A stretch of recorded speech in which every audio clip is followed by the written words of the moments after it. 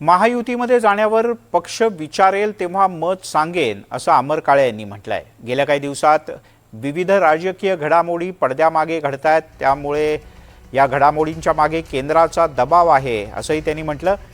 कुठले खासदार अस्वस्थ आहेत ते स्वतः पृथ्वीराज चव्हाणच सांगू शकतील असंही काळे यांनी म्हटलंय। शरदचंद्र पवार गटाचे 5 ते 6 खासदार अस्वस्थ आहेत असं खळबळजनक वक्तव्य पृथ्वीराज चव्हाण यांनी म्हटलेलं आहे। काय नेमकं खरं?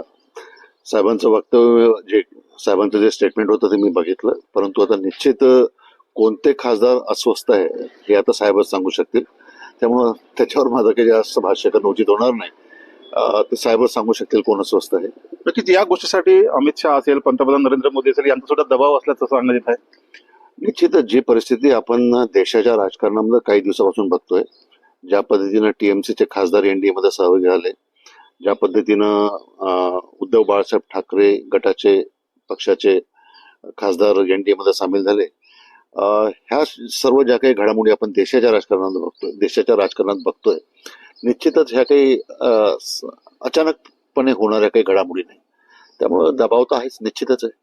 नक्कीच या सर्व भूमिका जर घडल्या तर निश्चितच तुमच्याकडे लक्ष खूप जास्त असणार आहे, कारण तुम्ही विदर्भातील एकमेव खासदार आहात शरदचंद्र पवार गटाचे। अशा वेळेस तुम्हाला जर केंद्रामध्ये मंत्रिपदाची ऑफर आली तर तुमचा विचार बदलेल की तसाच राहील? नाही, पहिली गोष्ट तर आतापर्यंत पक्षाच्या पातळीवर या संदर्भामध्ये कुठलीच चर्चा पक्षश्रेष्ठींच्या माध्यमातून झालेली नाही।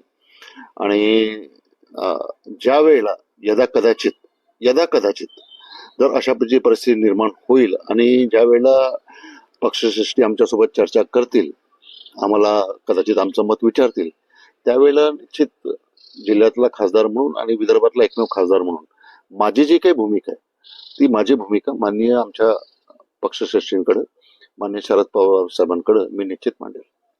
नक्कीच आपण जर बघितलं तर ज्यावेळेस अशी परिस्थिती निर्माण होईल त्यावेळेस मी माझं मत हे पक्षाच्या श्रेष्ठीकडे मांडेल असं मत खासदार अमर काळे यांनी सांगितलेलं आहे। Cameraman भूषणसह Nilesh बंगाले, NDTV Marathi, Wardha.